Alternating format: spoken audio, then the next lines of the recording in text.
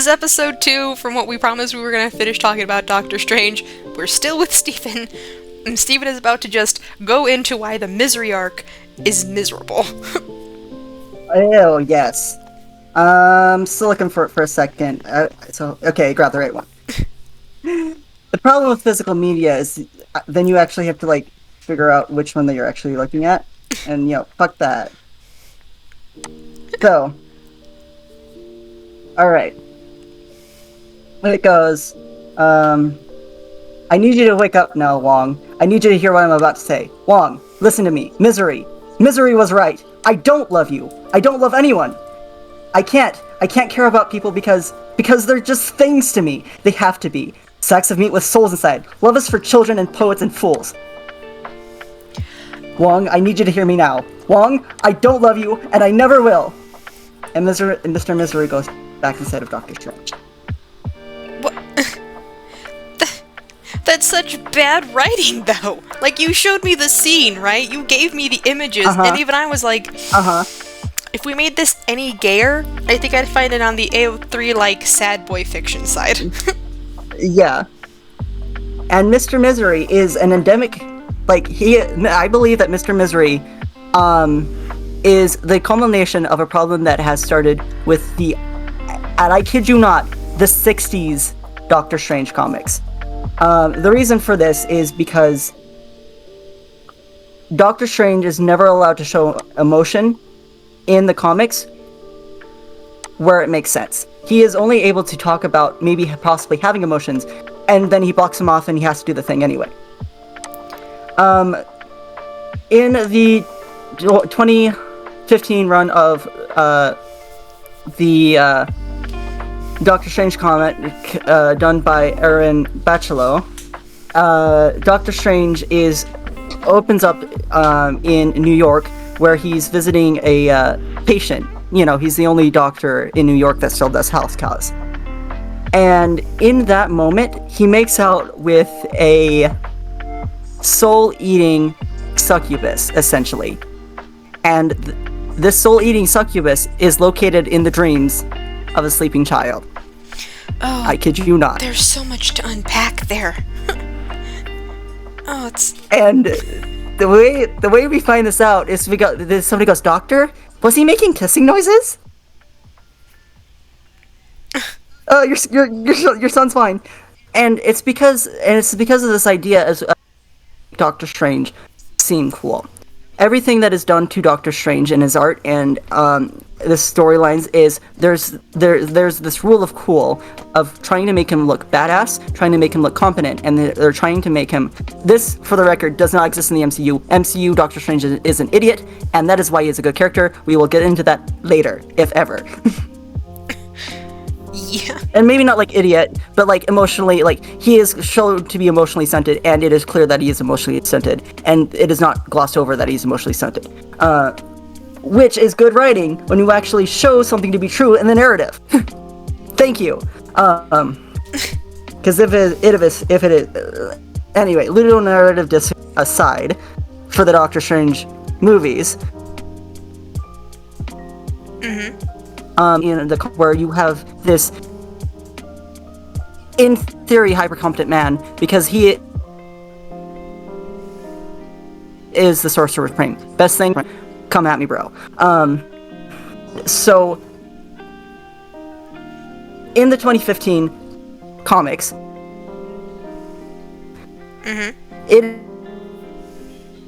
there's this idea that there is a price that has to be paid. You might be familiar with this kind of concept, Full Metal Alchemist, range of,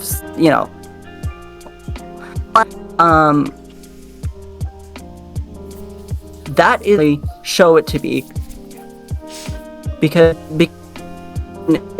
you have a character going, well, I did magic today, so I have to go drown some rabbits. Have you been drowning your rabbits, Doctor Strange? And of course, Doctor Strange is like, no, fuck that. There's just...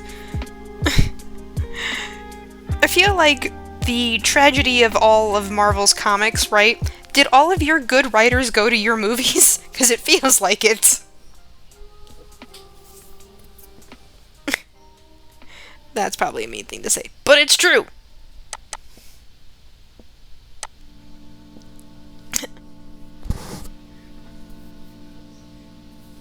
If you're talking, I can't hear you.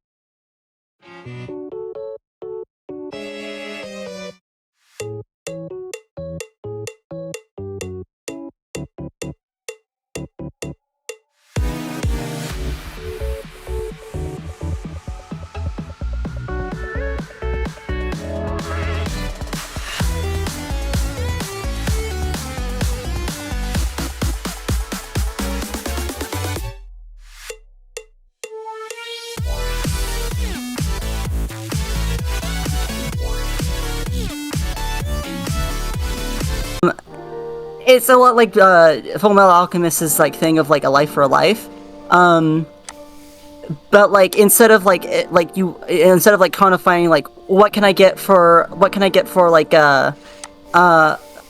instead of like what should I trade for a human life, it's more like what can a human life get me? In this case, it's rabbits. And so, like, when he gets back to his house, he ends up, like, meeting this young woman that's got, like, shit on her head. She's got, like, mouths on her head. And he ends up, like, getting, like, rid of them, but not getting rid of, like, this, like, he calls it a scab. And it's just like, girl, guy, that, like, she has an entire mouth on her head. What the fuck? And it turns out, like, the thing that came out of her body was, like, mind cysts or whatever, and that have never been seen before in this dimension. And the reason for that, like the reason why there's like this shit going on that is more intense than he's ever seen before is because there's somebody trying to kill like all magic everywhere. So magic like creatures are like trying to escape the dimensions, and they're just like literally pushing all the way through. And it turns out this guy wants to kill all magic everywhere. This is like a huge spoiler for like volume 3, but you know, fuck it, who cares? Actually, it's only like volume 2. It's not that big of a spoiler. It's a big spoiler, but it's not that late of a spoiler. And it turns out the reason why he's trying to kill all magic everywhere is because he's like really into science. Because his parents were killed by cultists that were like feeding babies to like this eye guy. And he has a name. I don't fucking know it because fuck knowing things that you talk about.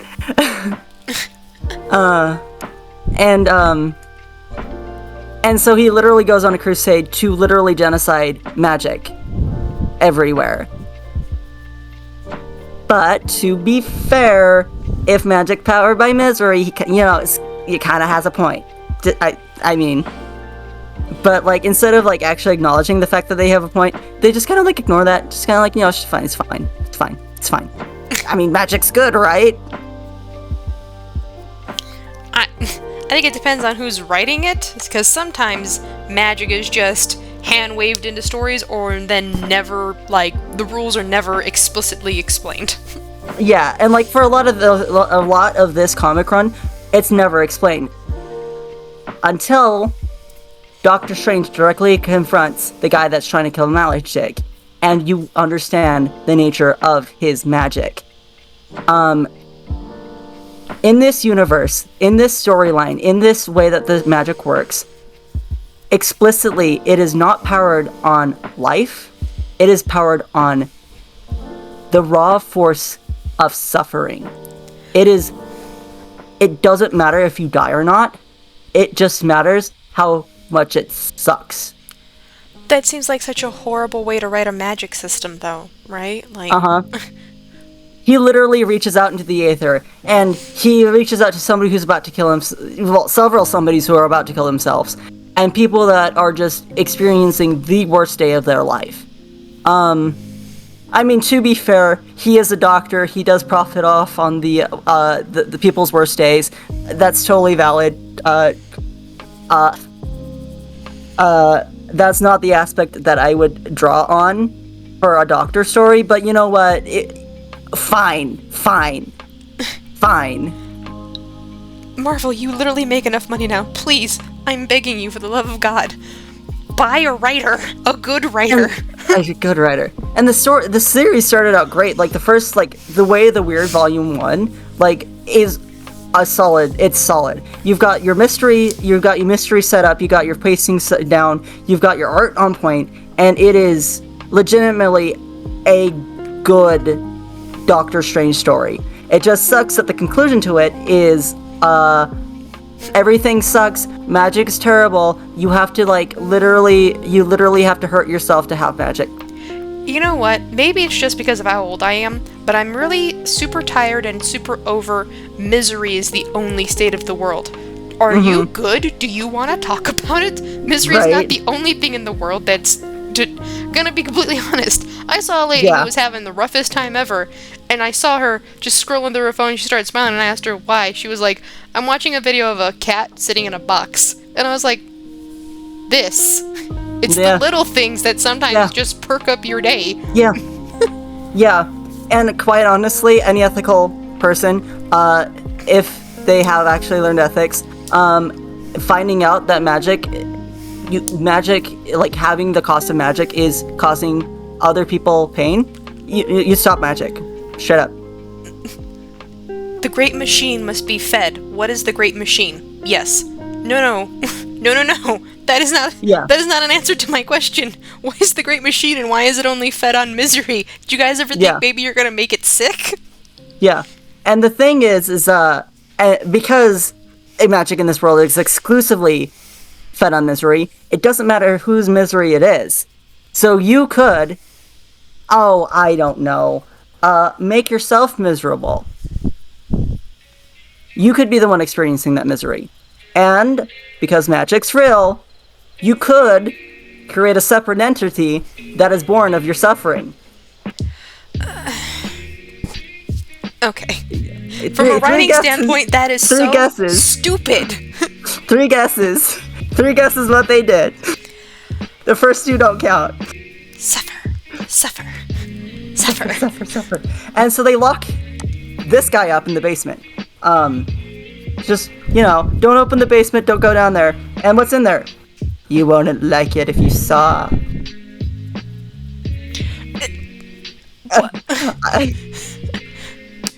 Please, hire a writer. It hurts physically. Taking soul damage over here from your bad writing. And so, since Amberquill, because that's his name, that's the guy who wants to, destroy all magic, is tracking magic specifically, he's like, wow, there's a lot of magic in this basement, let's go down there. And he goes in there, and there's this, thing, just, in a cloak and a mask, and he's just like, oh, you're, really strong magic, and he's like, yeah. And so he's like, so what's your deal? And he's just like, yeah. And he's like, well, I'm gonna fight you now. And he's just and the thing goes, you could fucking make me more suffering than ever, blah, blah, blah, blah, blah, blah. Evil. And, becomes, the only way I can describe it is malice upon malice in goo, with the original Phantom of the Opera mask that they still use for Broadway, even though he uses a half mask in the actual show. But again, okay, you know what this reminds me of? This reminds me of, the super edgy fanfiction.net fanfictions, where everything was the power of darkness and misery because the edgelords didn't have a creative bone in their body. Yeah. And the reason why that's always, the go-to edgelord thing is because people that build themselves as legitimate writers also go for that. Okay. People that build themselves as legitimate authors. I'm not legitimate yet. I literally just want to get my book self-published, so I'm not quite legitimate yet, but I've been working on the same damn... Actually, you know what? No. Segue into this, because I know I've said it before. In my book, right, you get to go to hell, and then you find out that in hell, right, the fire and brimstone and demons torture you and shit. Not in my version. They're just as much prisoners as the people down there, and they absolutely hate people, so they ignore the shit out of them all the time. There is no torture. It's just people being angry that they died and they can't get out. That's my version of hell, but it's also, isn't it supposed to be biblical punishment? Believe it or not, I do tell you why hell was created. God couldn't have the rebellious angels just be wandering around on Earth and fucking with people, so he literally put them into the timeout corner and locked the door behind them. Which is what prisons are supposed to operate as. You're not supposed to make them work if you want them to reform. You're just supposed to put them in the timeout corner. But anyway, that's... Like, that's how you write your gloom and misery with a purpose, right? Right. It's there for a reason. Right. You guys are just writing the gloom and misery with no way of, like, explaining it. Jesus. Well, there's an explanation. That's how magic works. What more explanation could you want? Your explanation is crap. Please hire a writer. And so the Emrakul is immune to magic, right? Actually immune to magic. Like, he is unfucking touchable by magic. So Mr. Misery and Doctor Strange literally like morph into like the kaiju, and like Doctor Strange's got the mask on. He goes full phantom mask on, and no, I have to say that for later. That's going to be episode 3. Phantom Symbolisms and Doctor Strange. Look out for it. Specifically Phantom of the Opera Strange. Somebody please put the Phantom of the Opera music to the Doctor Strange soundtrack. It'll be great. It will be great. It legitimately, unironically. But we're not going to get into that one because I will also have to info dump about Phantom of the Opera. We don't have time. We gotta get through this shit. Harold, give me coffee. You got 50 minutes. All right, we gotta get through this shit. And so, okay, and end up being this guy with magic, which they explicitly said that he was not unable to be touched by. I'm only salty because I am writing a Doctor Strange fanfic that I started way before like reading the comics, and I already solved this shit. The way that you solve this is you just literally give somebody like a regular ass knife, and you know, figure it out. figure it the fuck out.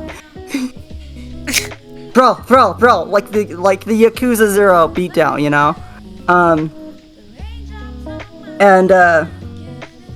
What's even funnier is like he could legitimately do this because in this series, in the 2015 series, Doctor Strange has an axe. He knows how to use an axe. He fights things with axes all the time. He could have just literally just like beat the shit out of this guy with an axe, and that would have been as emotionally satisfying as what we got. Maybe even more so because because it actually follows logic, like the logic they put out. But whatever. Who am I to judge? No, please judge. Okay, I'm judging. Since you asked so nicely, I'm judging. So what next? Oh, yes. Yes, I almost forgot. They don't kill him. They don't kill the Emrakul. They end up killing Doctor Doom, because Doctor Doom makes an appearance in this one. He's dead. There's a Russian bear guy. He's dead. They just kill him off. I don't know if he's even a Marvel character, but like, if you're drinking tonight, pour one out for the Russian bear guy. We love our Russian bear guys in this household. He literally spits venom. It's great. And the guy that like ended up doing all of this, he gets locked in a fucking basement. Misery gets out.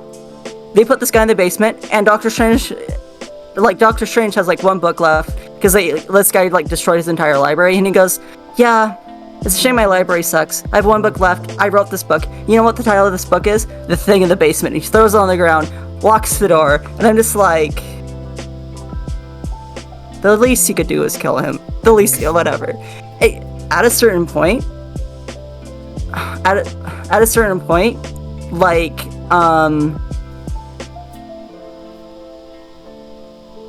there is an argument for you're doing more harm to somebody by keeping them alive than just fucking killing them. And if you're literally just keeping some guy in your basement because, like, you know what, fuck you came into my house, you are legitimately a war criminal. You are. Now, talking about war criminals, you want to know? Do you want to know about the character of Wong throughout the series of Doctor Strange? Sure. Tell me about Wong. Tell the audience about Wong. I would love to tell you about Wong. Unfortunately, I can't tell you anything about his early appearances in the comics because he appears once in the early comics. Doctor Strange says, "Get me tea." Wong's like, "All right," and that is the last we see of him until I don't know when, because I haven't even gotten to like Omnibus Volume 2, and that's the nice descriptions of Wong. It gets worse as time goes on because there's an argument for like having like, you know, in the 60s having like just some guy when you're rich just like helping you out around the house. There is an argument for that. As time goes on, having somebody who is named Wong, who is obviously East Asian, in your house, serving you specifically because you are the magic guy. You, the white guy, are the magic guy, and he is explicitly from like whatever fictional culture has created that magic, and his reason for serving you is I've always served in my life. I've always served the most powerful magic user. That's my purpose in life. That's Wong. In some versions of the comics, it gets worse.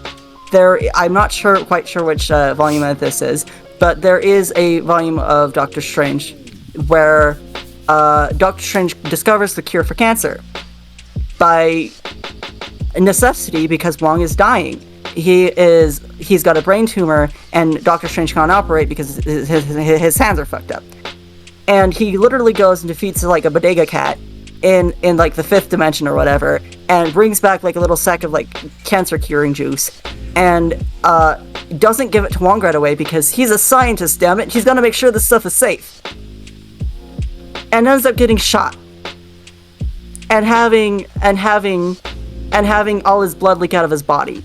You know, it's like, wow, I'm talking a lot about Doctor Strange when I'm talking about Wong. That's because Wong, in this comic, even though he's dying of cancer, ends up donating his blood to Doctor Strange. He gets hooked up to Doctor Strange because he is a type O blood donor, and all of the assistants to the Sorcerer Supreme are type O donors. They literally make him dying of cancer, his body servant, and a blood bag. Oh, that's just really actually horrible, bro. Yeah. And I just... And it is horrifying that people thought that was okay in any circumstance. Like I don't understand. I don't understand why anybody looked at the storyline and said to themselves, I want a storyline where anybody of any race, of any ethnicity, literally gives their body over to some other person so completely. It's gotta be a kink thing. I'm sure it's like somebody's kink, but it's weird. It's weird shit. It's just, it's just so bad, though. It's like, do you understand the context of everything that you've done? One of these things looks bad. All of it together makes you sound like an asshole. Yeah. And this is why Wong becoming the Sorcerer Supreme in the MCU is the best version of Wong, because he has always been more competent than Doctor Strange in every single depiction he has ever been in. Ever. It's just not shown because, like, you know, Doctor Strange is not focusing on Wong. And like, they try to make the role of the Sorcerer Supreme being something that, like, oh, it's got to be the strongest magician. Doctor Strange is not the strongest magician. And, oh, well, it's got to be, like, the guy with the most badassery. That's still Wong. Wong has more balls, and, like, than Doctor Strange ever has, because, like, legitimately, any decision that Doctor Strange makes, Wong makes it faster and better. Simply. And so it's insane to me that like the reason why well, I don't practice magic. Well, I'm only a servant. Blah blah blah blah blah. Shut the fuck up. And it gets worse. It does. Of course, it gets worse. Remember how I introduced Wong? Yeah. No. Well, in the way of the weird, in this run of a comic... sorry, I cut you off. Would you like to make a comment before I go on to this? No, that was my comment. No. Yeah. You'll remember that I said that, what was it? Magic is human suffering? That's a stupid answer to anything. Yes. Yes, it is. So, let's say you're hyper-competent, and your boss is an idiot, okay? I would quit. He has decided... Yeah, I would quit too, obviously. But, like, we're talking about a guy that, for narrative purposes, always has to be with Doctor Strange. Doesn't matter why, doesn't matter how come, that's just his job. Why don't you just make him a boyfriend then? It makes more sense. Honestly. And so, like, you know, you're hyper-confident, your boss is a dick, you know, you're stuck with this guy for life, basically, because, like, even if you decide to, like, leave, which he does do at the end of this, this comic, you're still going to be back in the next episode because it's Wong and Doctor Strange. Because, like, you're a staple now, because if you leave, then we literally lose, like, the one guy that isn't white. You can't leave your diversity hire. Am I the token not white person? Yes. Huh. Yes. Huh. I don't mean to say that disingenuously, but sometimes it's like, why did you put them in here like this? Realistically, yeah. We had to meet a certain demographic to count, and if we didn't, we would have gotten fined, so. Yeah. And so, you know, your boss literally, like, removes all of the misery from his body, sticks it in the basement. You're pretty sure that thing's alive. And every single time you have to, like, every single time he does magic, he's not going to take care of his shit. Like, there's a responsibility in this world for magic. So, what do you do? Well, if you're Wong... Okay, hold on! You have magic. You have the ability to travel all over the world whenever you want. You go recruit people that are into that shit, that legitimately want to die for magic. Can we put this on pause so I can go to the bathroom real fast? Yeah. Okay, we're back to recording. Okay. And so, like, you take those people, and you put them on a mountain in Tibet. And every single time Doctor Strange uses magic, if it's too strong of magic, he kills somebody.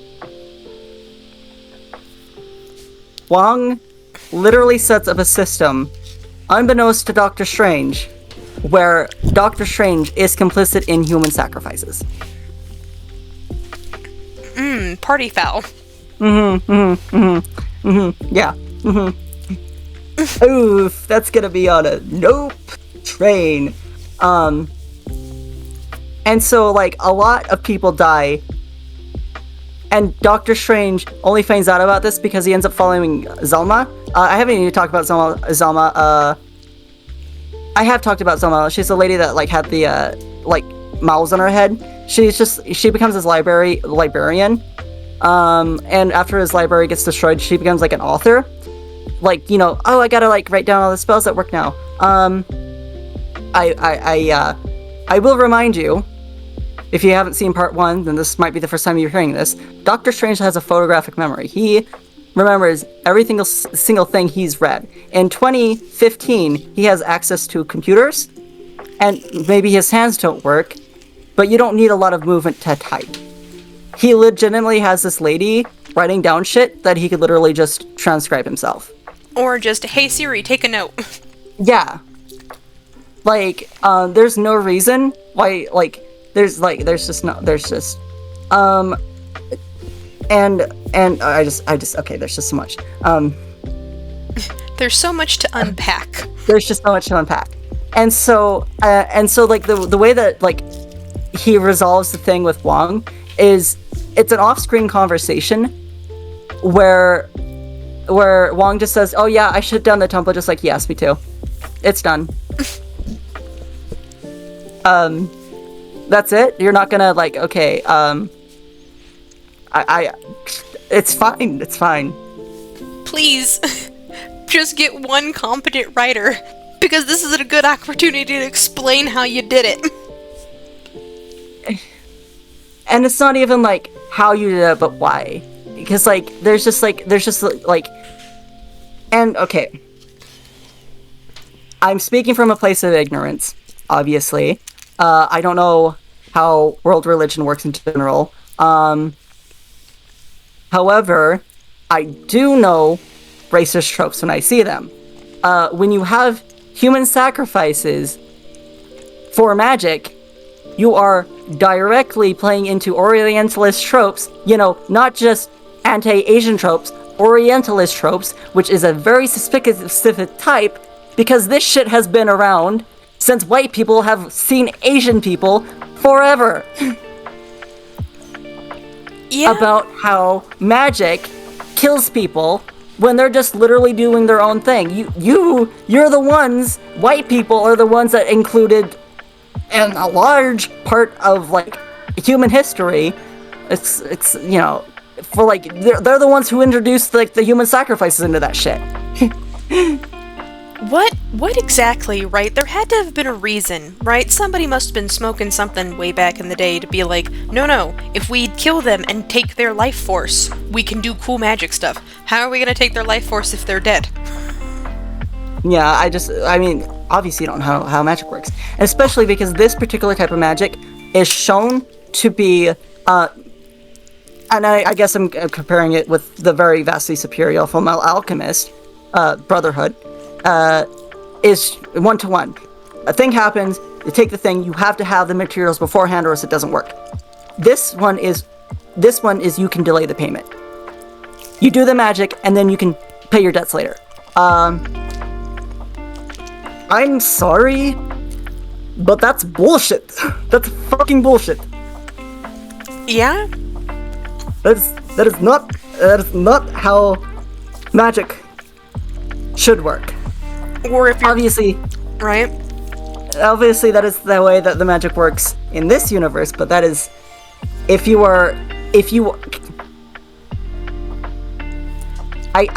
guess I just using my scientific brain here.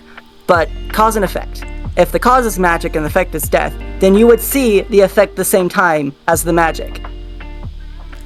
Or, right, if you're gonna write you can pay your debt later, there has to be a downside to that, right? It's like, well, yeah. What did you get the magic for? Oh, I just used it to, like, buy me some extra time to finish my homework. What did you pay to get extra time? Oh, I put it on a, like, layaway payment, so the debt comes later. The debt coming later shouldn't mean that, oh, it's equal payment to what you paid for. You have to pay interest on it now. Before it was just, give me your fingernails, it's now gone to, I need your ring finger. What? You said pay later. Yeah. Interest comes with that. Yeah, I mean, it's gonna be like, here's the cutting board, here's the knife. What are we supposed to cut off? Get creative, hun. Just get creative. Right, like, if you're gonna write a magic system that you are allowed to delay payment, then the downside to the delay of payment means there is interest that comes with that delay. Because you are holding up the universe, Carl. Just pay on time. Yeah, and it's just like, well, what are you supposed to use instead of human suffering misery for magic then? What's your idea? How'd you could do it better? Okay. So, listen. Any given time, there is energy going on through the universe, and there are things that are going on right now that are creating energy that will never be used. It just gets spent. There's shit, like, right now, physiologically, biologically, there is stuff that is producing more energy than it actually needs to produce.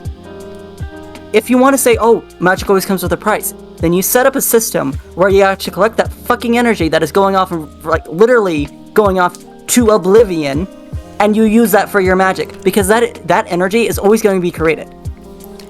Right. There is not an energy, okay, listen, I'm speaking this both as, like, in nature and, like magical, like, sure, it's like magical, whatever, but like physically, like here right now in the universe that we live in on Earth, there is not an energy crisis. The crisis is energy harnessing.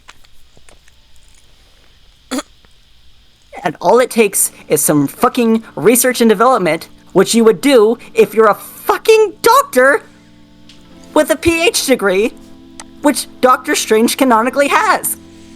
Yeah? Well, here, right?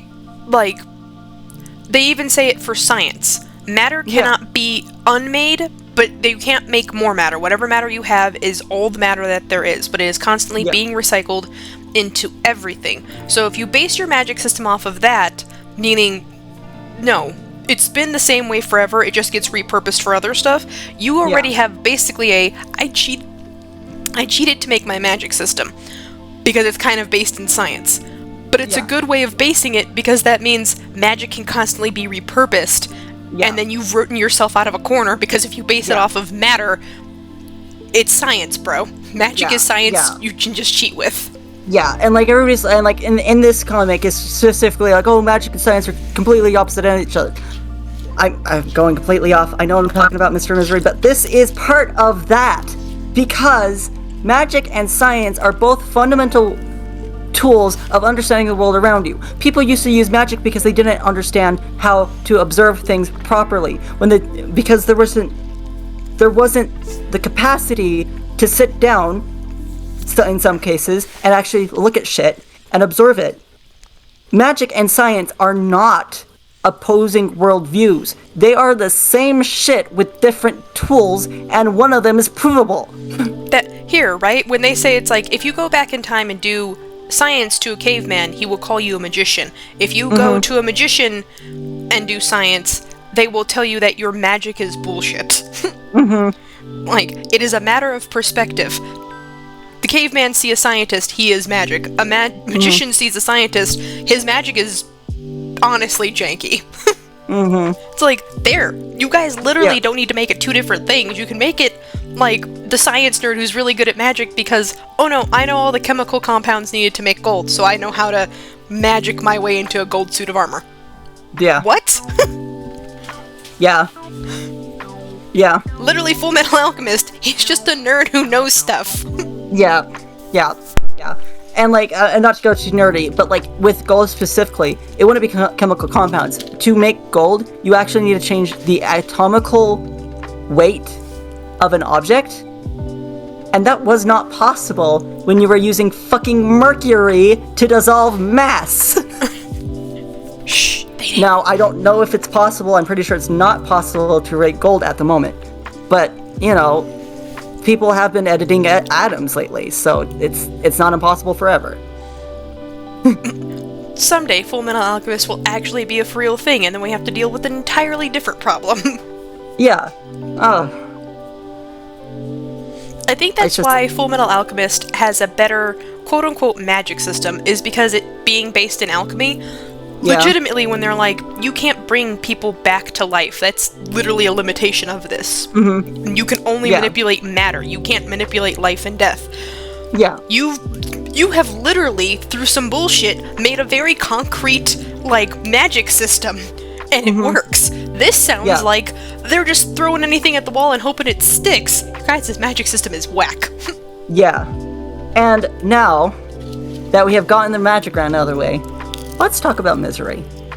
I know we're talking about it a little bit, but like, you know, there's always stuff that counteracts it, there's always stuff that goes on to it. But, you know, it's one of those things of like, they were trying to do something really impactful with this scene. I can see where they were coming from, and I do appreciate that they were trying to make a point about the only thing that can make you more miserable than seeing the people that you get hurt is cutting yourself off from people. With a character like Doctor Strange, his only coping mechanism is to cut people off. When he gets hurt, the instant he gets hurt, he cuts ties. Have written. That is just the character they have written. That is the character that exists on the page, on every single page of Doctor Strange, is a character that is afraid of intimacy. if they had a little bit more time, maybe this is because Marvel said you can't have our mainline characters say "I love you" to another man. We're like, let me see the publishing date on this, because I'm sure this is like around Gamergate. But there's also different forms of love. Like, if I say I love you to a sibling, I don't mean it that way. Yeah, and Wong explicitly says that he loves Steven like a son, but like, yeah, y'all are like comparable ages. You didn't mean it in a son way. You're just saying that because you're gonna get censored by Marvel. Make it gay. Yeah. So this particular book was published in 2017, which would be the second year of Trump's presidency. Which, yeah, that would be around Gamergate, wouldn't it? Like, just like off the tail end? Probably right as it was on its decline, yeah. Yeah. So they can't have, like, they have to make sure that Reese is not gay to the people that have no media analysis.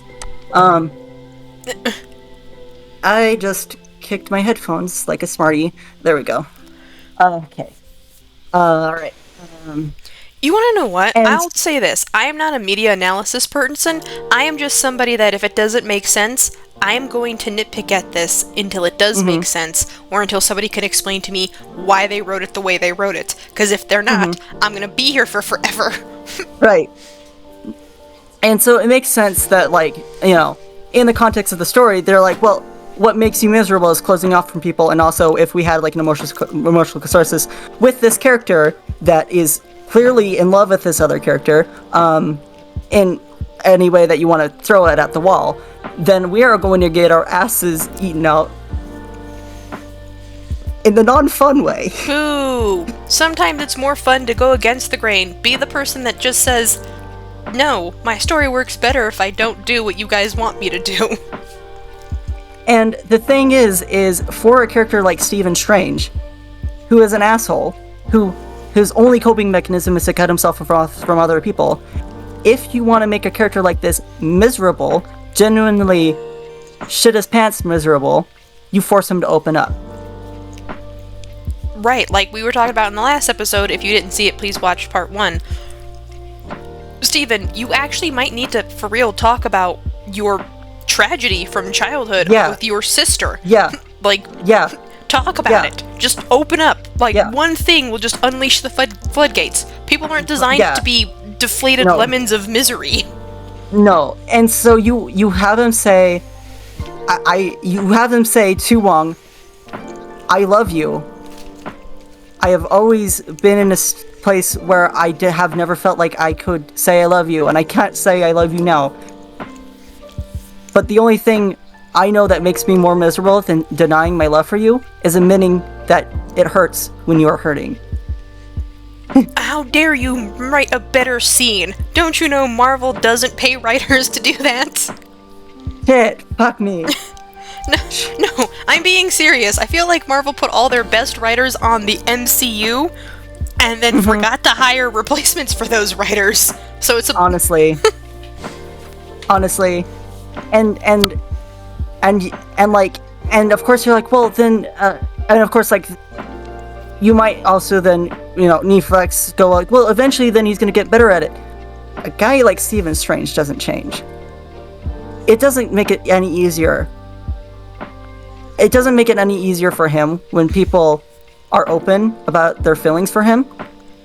Because even if he accepts them and he enjoys being loved and enjoys having the feeling of connection, he hates that he's now just opened up the fact that when they die, they're dead. They're not coming back. And the one thing that he fears above all else, and this is in every single version of this fucking character, is he hates losing people. That is why he doesn't pick patients that are risky patients. That is why he makes them pay a lot of money if they're a little bit more complicated. That's why he doesn't have any friends. That's why he doesn't go out of his way to go and visit people. That is why he is, when on his spare time, just sits around and meditates in his study. Because every single time he gets close to somebody, he has just created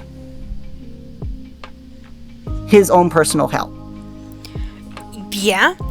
Right, even if you were to write it to where he finally had his open emotional catharsis and everything, it wouldn't be an immediate, he's like that forever and ever, amen. Yeah. He would literally just try to go back to the old status quo, and still wouldn't know how to do that, because now that you've opened up to emotionally, you can't close it. You can't close it.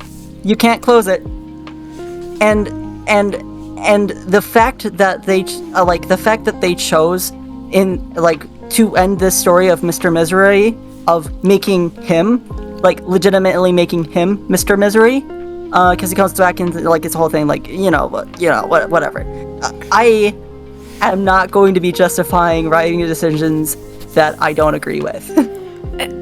But that is the thesis statement of Mr. Misery isn't gone, he is Stephen Strange. But I don't know how to explain this, especially since this is a comic book and I'll never talk to these writers in my life, that loving people doesn't make you any less of a miserable son of a bitch. There are people who have, great grandkids and stuff that are also just, they can also be most miserable people that you've ever known, yeah. Right. Misery is not, despite what the edgelords seem to think, it's not this magical, end-all, be-all superpower. You ever met truly miserable people? Damn, dude, you live like this? I don't want to sit anywhere. You're not happy. They're not healthy. No. Please come outside and take a shower. Yeah, this is personal therapy work, but there's this I'm not gonna go into it too much, but there's this idea of being a persona in and of yourself, that the person that you are from moment to moment has to be consistent emotionally, or else you're changing aspects of yourself. And obviously, if anybody listens this far, I don't mean in a DID sense. DID is completely different, but if you are very attached to your persona in any way, and you think that you have to be always in one emotion, or you are fundamentally changed as a person, that is a distorted worldview. People of all shapes and all sizes, of being single entities or being multiple entities, if you have to have a system in yourself, don't need to be consistent in how they are feeling. You are the same in the sense that there is always going to be certain ways and patterns of reaction that you are going to have, and there are thoughts that are going to occur to you, and there are going to be states of being that you're going to be in, and you can change any of those and still be the same person years from now. You might not recognize yourself when you're a little kid, versus when you're an adult, but that doesn't mean that you change something fundamental about yourself, and now therefore you are a different person. That just means you had character growth. And character growth is good. It is actually good to deal with your emotions, and it is actually good to process what you are feeling, and it is good to try to fit that with the past experiences that you remember. That's good, actually. Right. There is a vast difference between your own personal character growth in the story of your life, and then just deciding, I refuse to become better than I am because I want to remain a mean little bitch my whole life. Because if I'm not a little bitch, then who am I? And the answer is, you're gay!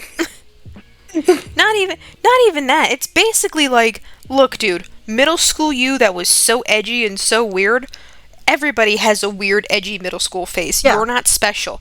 The miserable emo phase, or like jock phase, or preppy girl phase in high school isn't you either.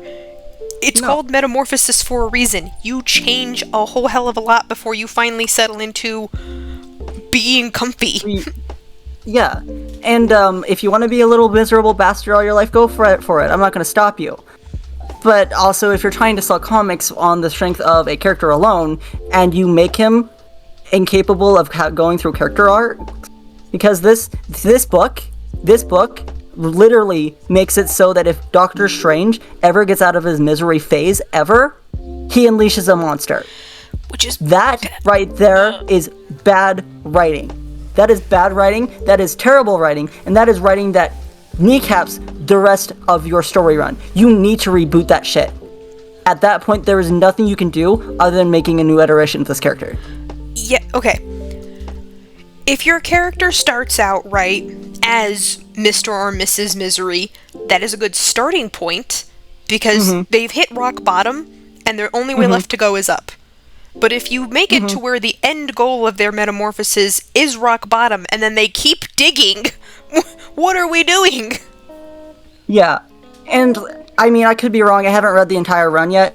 But they're also Marvel Comics. Marvel Comics don't have a definite end. They don't deal with shit. This is. I don't know about DC. I've not read a lot of DC, especially recent DC. But when they are done with playing with the character, they don't finish the storylines. They don't resolve it. They just move on to the next iteration. Every single time you think that there's going to be an end to a Marvel Comics, it fucks you. And it doesn't even buy you dinner first. No. It literally takes you back out in the alley, says, hey, well, you know what? I'm going to give you a paper cut, and your anus is going to be sore. Because why would I ever assume... Okay, I think that's the reason why the DC movies are also bad, is because they don't hire writers. I beg of you, hire one writer, and your stuff will change exponentially. Stop rebooting stuff, because every iteration of Batman, every single iteration of Batman loses his parents. When am I getting the action figures of these fools dying? In every damn movie. Please. Yep. Please. Yep. Just do something different with your characters. It will actually... something different. It doesn't even have to be something drastic either. Just like one change. You'll be fine. And I obviously haven't read them, but the fact that there are 3 Robins, and every single Robin is canon, and they interact, that is amazing. Marvel doesn't do that shit. The best thing, I have seen from Marvel, is Miles Morales. Because Miles Morales isn't a separate Spider-Man. He is a separate Spider-Man, but he is existing with Peter Parker. You don't see that shit in Marvel Comics. You don't see that shit. Yeah? Okay, full disclosure, right? I equally like Marvel more than DC, just because Marvel cinematically has done more, and in all honesty, their storylines are more cohesive, and they're better done. However, and this is the only however, DC has this thing where any weird change in their continuity, not only do they go, no, that's super canon. Are you sure? Yes. Okay. And they don't change it, which I'm like, this.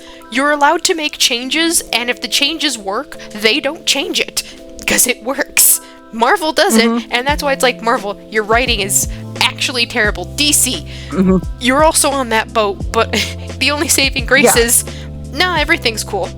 You don't check your continuity? Nope, everything's cool. Oh. And you know what? Doctor Strange, Multiverse of Madness, got its ass eaten out for what they did with Wanda. That should have. Because they actually, Doctor Strange does this all the time in the comics. They roll back character arcs, and they did that with Wanda, and they got blasted for it. Well, and I am glad that they got blasted for it. I loved Doctor Strange in the Multiverse, but they need to know, and loudly, that you can't be pulling that shit. Sorry, go ahead. Yeah, no, I will say this, right? When I first heard that they were going to do Wanda and Pietro when they were Age of Ultron, and I was like, oh, sweet. Because I hadn't seen the last trailer for it, when I finally did, and I was like, oh no. What did you do to Wanda and Pietro? You made such a bad decision.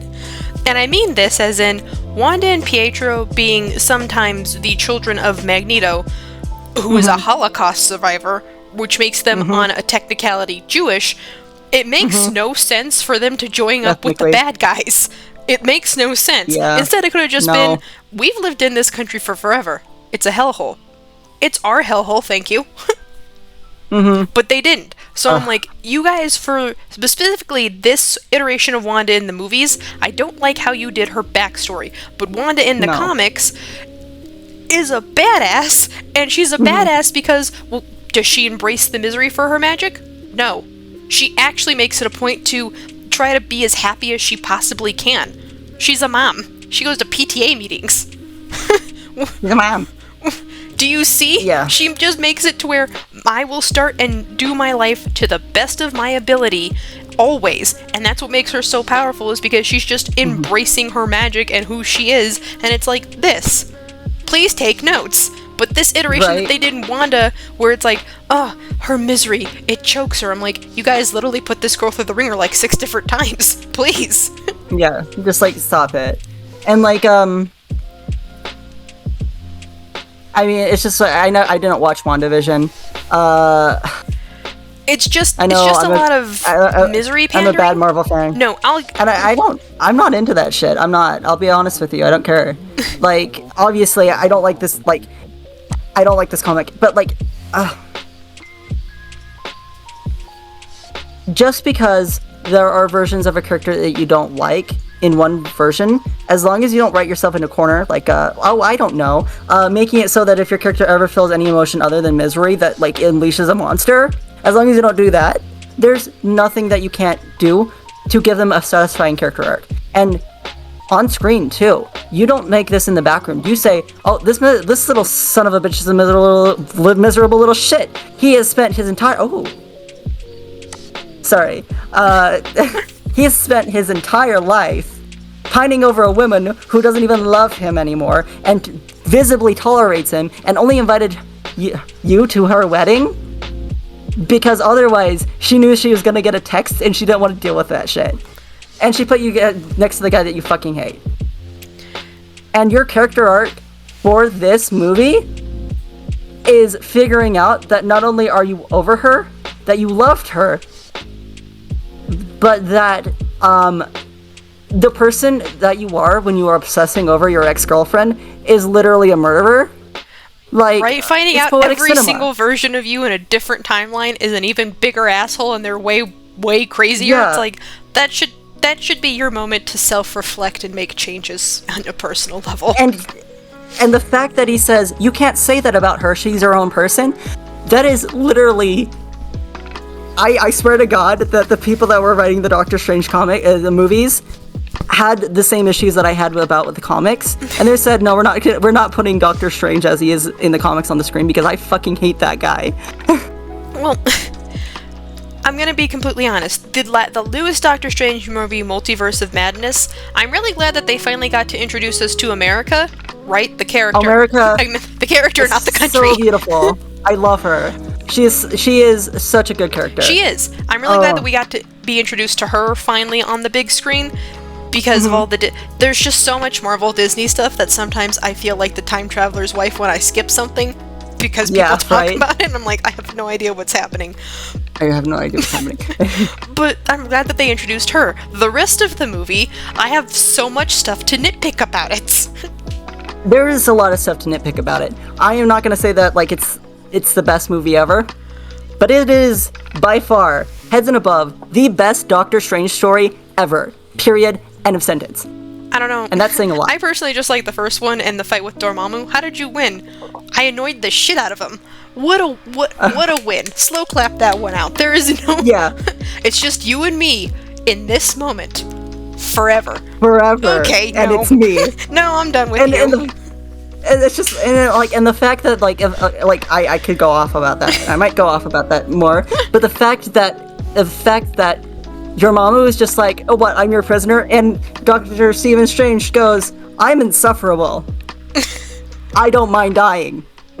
You're gonna have to listen to me forever. And your mama goes, Alright, give up. I give up. I always laugh just because I know that it is not like a long scene where you see his face, but that face he made, Dormammu, was like, I've seen this face before on parents who realize their toddler is increasing their temper tantrum. Yeah. I'm not gonna win this fight. What's the easiest way to get out? Yeah, and the fact that Doctor Strange's character in the movies is literally just, I am a failure. I have always been a failure, but I'm striving not to be a failure.